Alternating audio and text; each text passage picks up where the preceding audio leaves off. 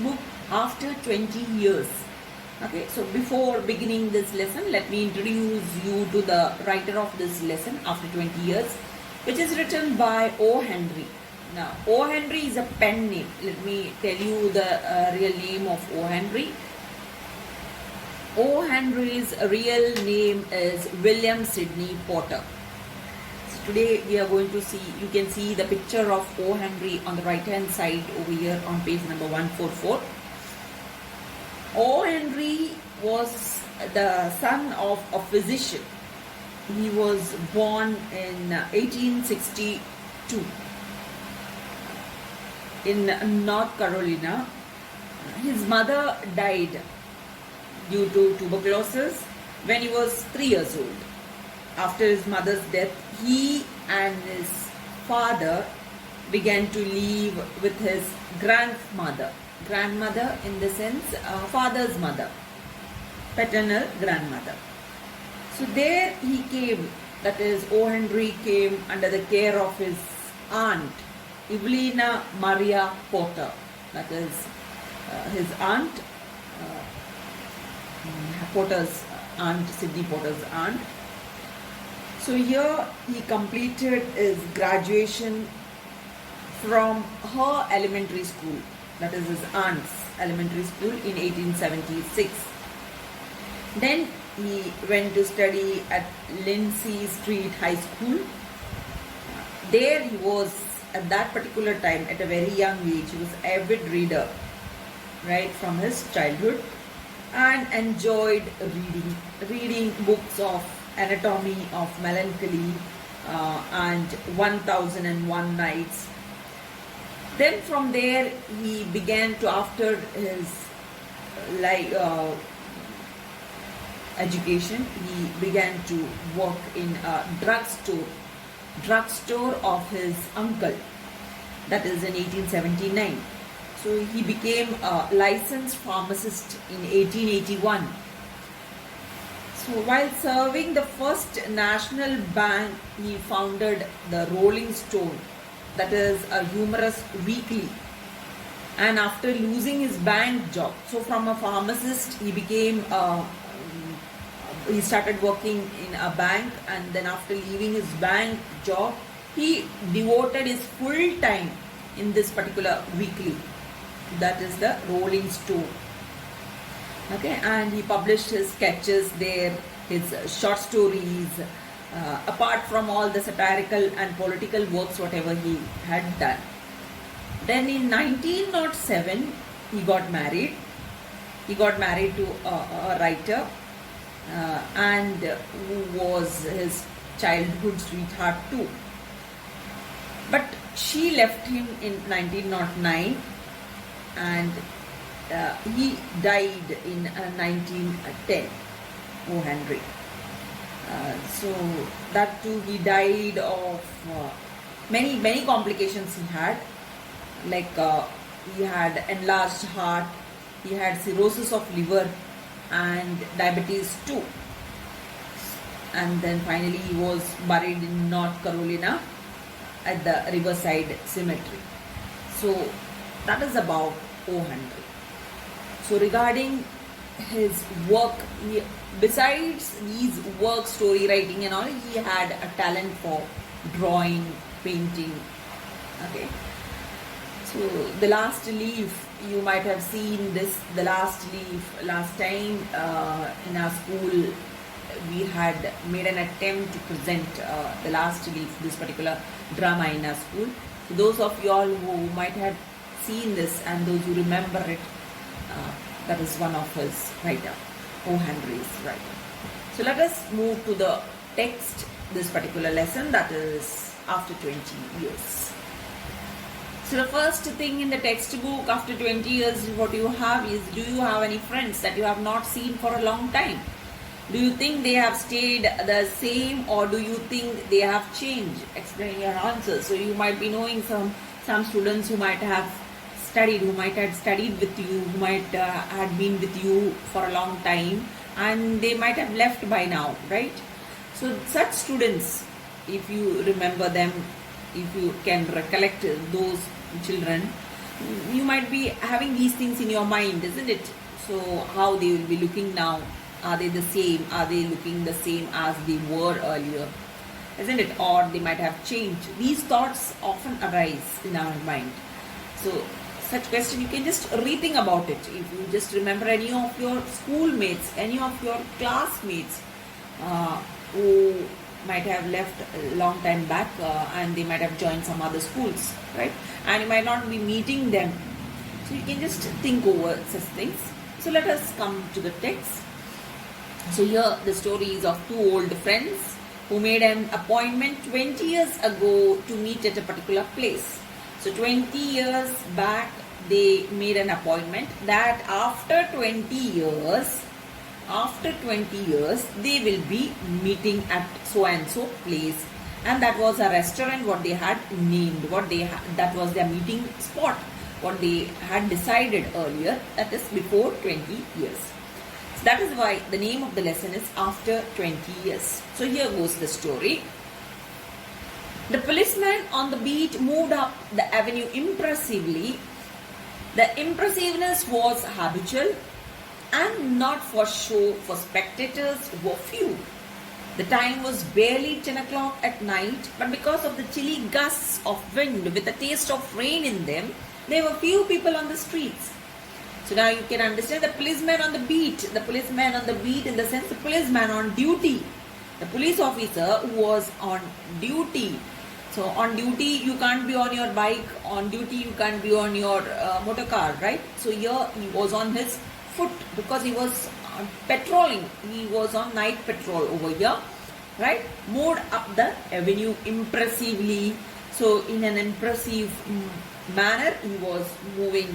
The impressiveness, that is in an appealing manner, right?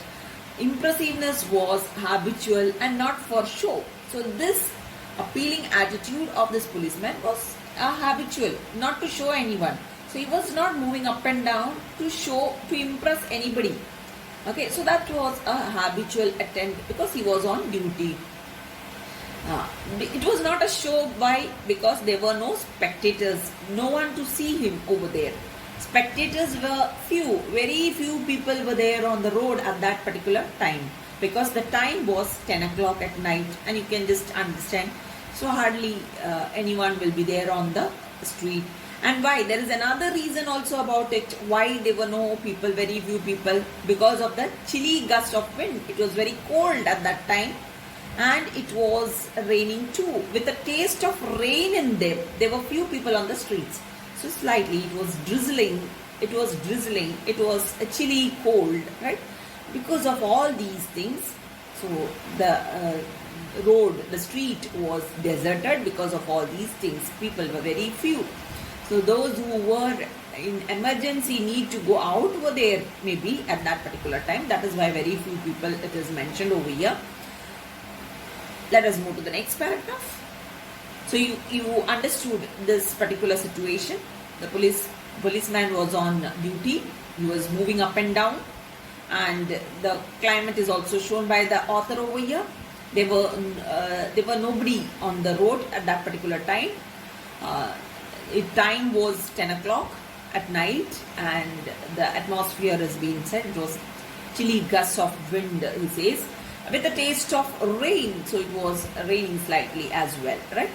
And there were very few people. Because of these climatic situation, people kept themselves away from the street. So let us move to the next paragraph of the lesson. The officer was an impressive guardian of the peace. He walked down the street, twirling his club, checking that doors were securely locked and keeping a watchful eye over the area. The vicinity was one that kept early hours. Now and then you might see the lights of a chemist or of an all-night lunch counter. But the majority of the doors belonged to business places that had long since been closed. So over here, the officer was an impressive guardian of the peace. So he would prefer to have peace over there. That is what you can see about the officer, that is about the policeman. So he was walking up and down. You had seen it earlier. He walked down the street.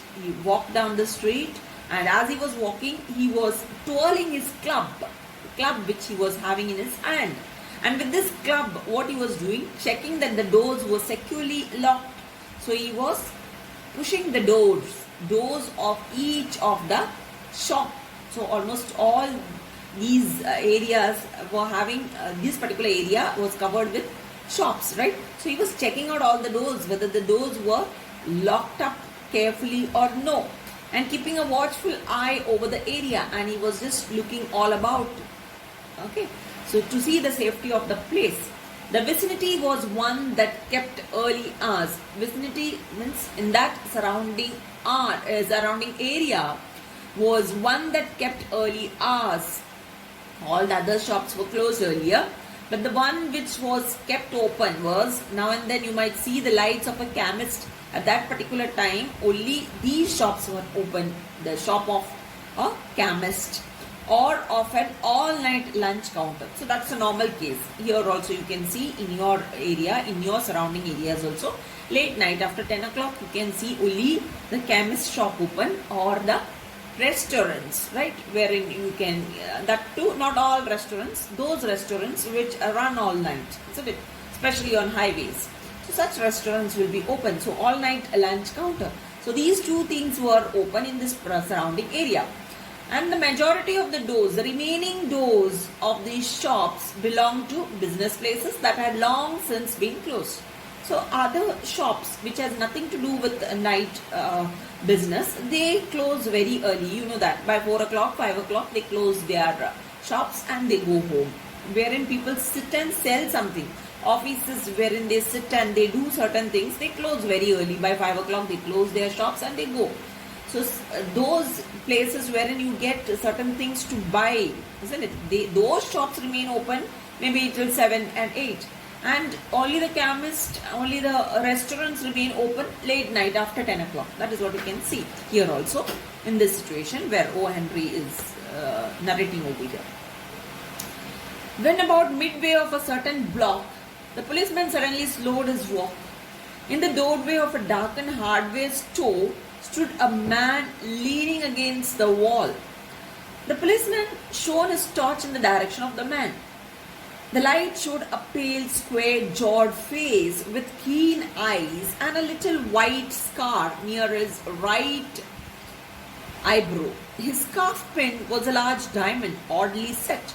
As the policeman walked up to him, the man spoke up quickly. So you can see when about midway of a certain block, so as he was walking, you know how he was walking, you can see the policeman on the left hand side, you can see the picture of the policeman walking with the torch and the club in his hand, right? So as he was going ahead, what he saw midway of a certain block, as he was going ahead, he had seen the policeman suddenly slowed his walk. He suddenly stopped over there because he saw someone. In the doorway of the darkened hardware store, you can see over here the hardware store. In the doorway of that darkened area, right, in that area, a man was leaning against the wall. You can see the picture over here on the left hand side. The man was leaning against the wall. The policeman shone his torch in the direction of the man. So he had put his torch to see this man. The light showed a pale, square-jawed face. The description of the man is given over here. How the man was looking. The man had a pale face and the shape of the face was square-jawed face with keen eyes, sharp eyes you can see, and a little white scar. So there was a white scar near his right eyebrow. Right hand side's eyebrow, there was a little white scar. Then the scarf pin was a large diamond one, what he was wearing. This man who was leaning against the wall was wearing a scarf pin which was a large diamond one. And this scarf pin was oddly set. As the policeman walked up to him, the man spoke up quickly. So as he went close to him, he started speaking to him. Right? Now the hardware store means, what do you understand? It is a shop wherein they sell all the tools, hardwares, isn't it? Tools. So such equipments they sell in this or maybe some other home required items. So such items were sold in this hardware shop. So he was standing over there. So it is something suspicious, isn't it? Anybody will doubt. Now you too will be doubting why this man is standing over there. is he standing over there to steal something or to break in the hardware shop, isn't it? So such doubt might have arisen in the policeman's mind too. That is why he went close to him and he had shown his torch towards the face of this man, and he saw the face of the man, and what he had seen the narrator has described over here in this particular line. So the last part of the lines in this paragraph. Okay, let us move to the next page number 142. So let us see the box questions answer also, and then we'll move to the next page. Why is the policeman described as an impressive guardian of the peace? Please make a note of it. The policeman is described as an impressive guardian of peace because he maintained his own style, which was interesting and impressive to watch, even though there were no spectators at that time of the night. He walked down the street. You have the answer here. He walked down the street, twirling his club, checking that doors were securely locked and keeping a watchful eye over the area. Okay, the area as a habit, you can add to it as a habit. So this is the answer. Let us move to the next page now. It's all right, officer, he said reassuringly. I'm just waiting for a friend. It's an appointment made 20 years ago. Sounds a little funny to you, doesn't it? Well, I'll explain if you'd like to make certain it's all straight. About that long ago, there used to be a restaurant where the store stands. Big Joe Brady's restaurant. So here, as he has shown the torch on his face, the man started speaking to the policeman. Straightway, he said, it's all right, to the police officer. This man said, the man who was leaning against the wall started speaking to the policeman. He said, it's all right, he said to the policeman officer. He said reassuringly. So it was in a manner, he spoke this in a manner to remove the doubt or maybe the fear from the policeman. Okay, that is what he did. I'm just waiting for a friend. And he said, I'm waiting over here for a friend. I'm waiting for my friend. And he said that this appointment was made 20 years ago. After saying this, he says, sounds a little funny to you, doesn't it? He's asking this question to the policeman. 20 years ago appointment, to fulfill that appointment, I'm waiting over here. So this doesn't sound funny, he's asking the policeman. Well, he says, he's only asking the question and he's only giving an explanation to it. Well, he says, I'll explain if you like to make certain it's all straight.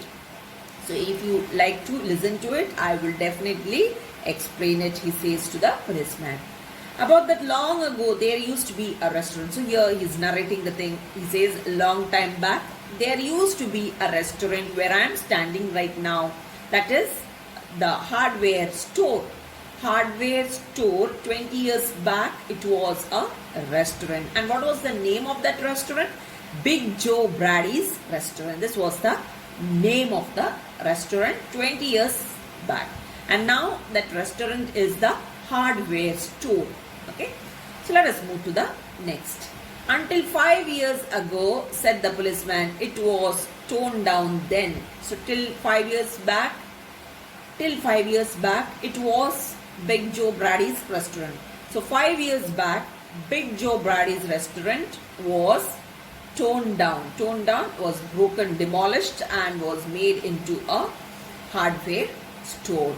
Okay, that is what the policeman's information, what he gave to this man who was leaning against the wall of the rest of the hardware store. 20 years ago tonight, said the man, I dined here at Big Joe Brady's with Jimmy Wells, my best pal, and the finest chap in the world. He and I were raised here in New York, just like two brothers together. I was 18 and Jimmy was 20. The next morning, I was to start for the West to make my fortune. You couldn't have dragged Jimmy out of New York. He thought it was the only place on earth Well, we agreed that night that we would meet here again exactly 20 years from that date and time, no matter what our conditions might be or from what distance we might have to come. We figured that in 20 years, each of us ought to have our destiny worked out and our fortunes made whatever they were going to be. So, this explanation I will do in the next class. Let me stop it today. Okay, bye. Thank you very much.